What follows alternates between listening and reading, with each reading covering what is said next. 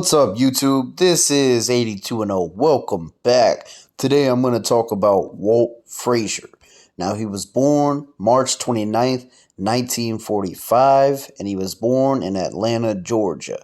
The eldest of 9 children, he attended Atlanta's David Tobias Howard High School. He quarterbacked the football team, and he played catcher on the baseball team. He learned basketball on a dirt road because at the time, living in segregation, he wasn't allowed to use the better basketball facilities around the city.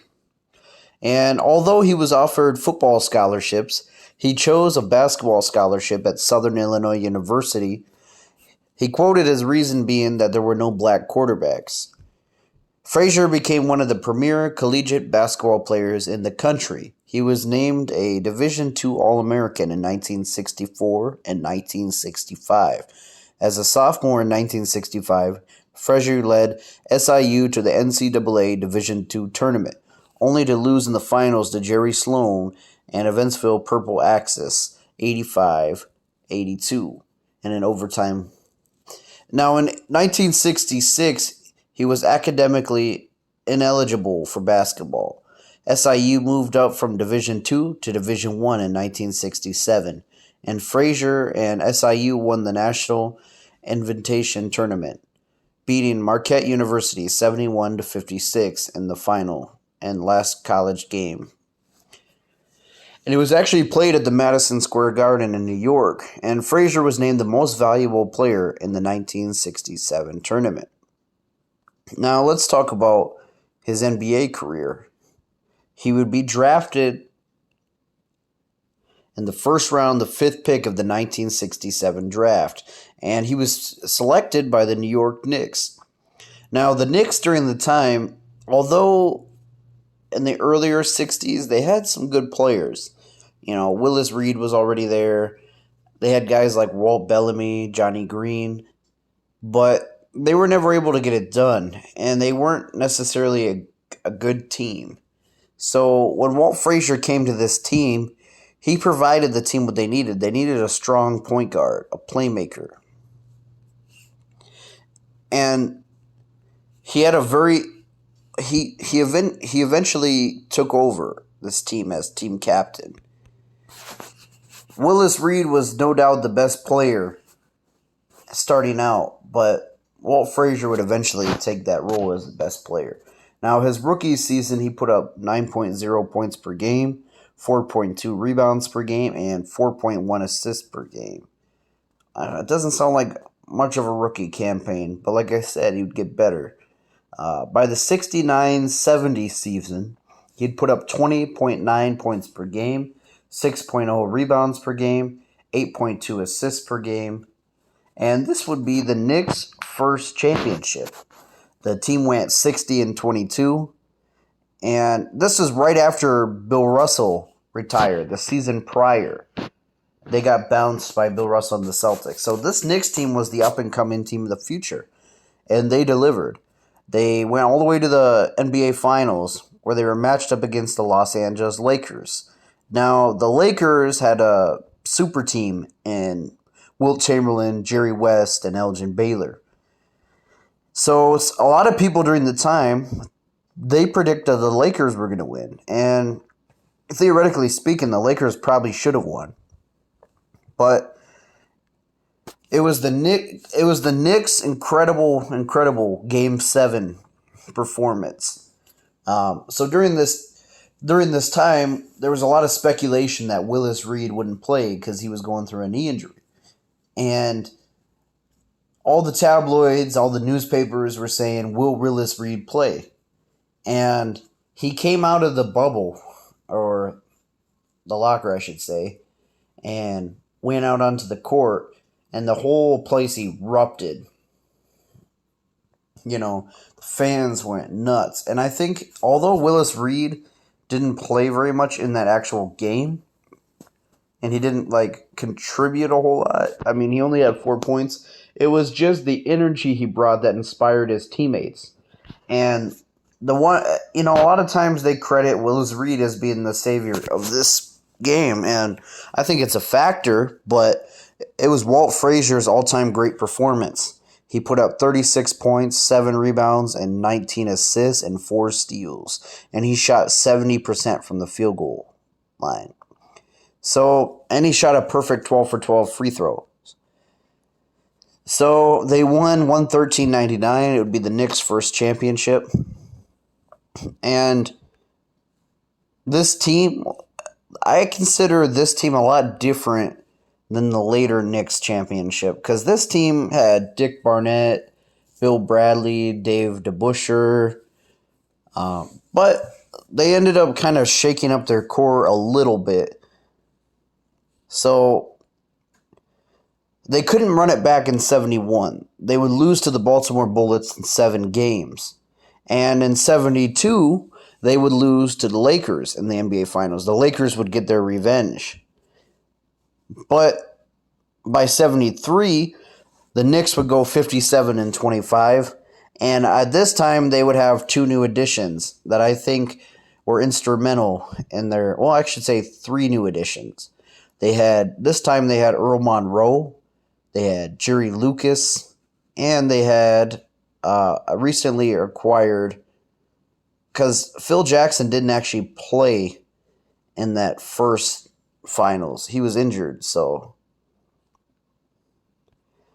they had him, and I don't think a lot of people realize how good Phil Jackson was. They just look at his numbers alone, and they judge him off of that. He was a very good inside defender, you know? So they also had Earl the Pearl Monroe, Dave DeBusschere. It was a great team. And I consider this kind of a super team. Walt Frazier led the pack with 21.1 points per game, 7.3 rebounds per game, 5.9 assists. Dave DeBusschere had 16 and 10. Bill Bradley had 16 points per game. Earl Monroe had 15. Willis Reed, his role was starting to diminish. He was coming off the bench, putting up 11 points, 8 rebounds per game. Like I said, Jerry Lucas, he was starting, and he was putting up 9.9 points, 7.2 rebounds per game, 4.5 assists. Phil Jackson was putting up 8 and 4, but he had a good post defense. They had Henry Bibby. Dick Barnett was still there. It was a really deep team, and they were matched up in the finals again against the Los Angeles Lakers. And they would just beat the Lakers in 5 this time. It wasn't even close. And this is actually the Knicks' final championship.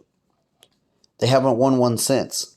And to me, it's kind of crazy how much time is consumed these Knicks championships in the early 70s. Because these were some really great deep teams, especially that 73 one, when they added Jerry Lucas, when they added Earl Monroe.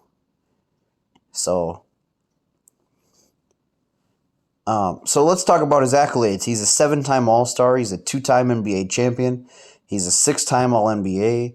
He's a 1968 All-Rookie, 7-time All-Defense. He's the 1975 All-Star Game MVP, and he was named to the NBA's 75th anniversary team. And I wish I could say, I told you earlier, the Knicks didn't run it back again after that. But I wish I could say his team had more success, and they didn't. They started falling apart after that. In 74, they would lose to the Celtics. In 75, they'd only win 40 games. In 76, they would miss the playoffs. But it was mostly because the team around him was starting to fall apart.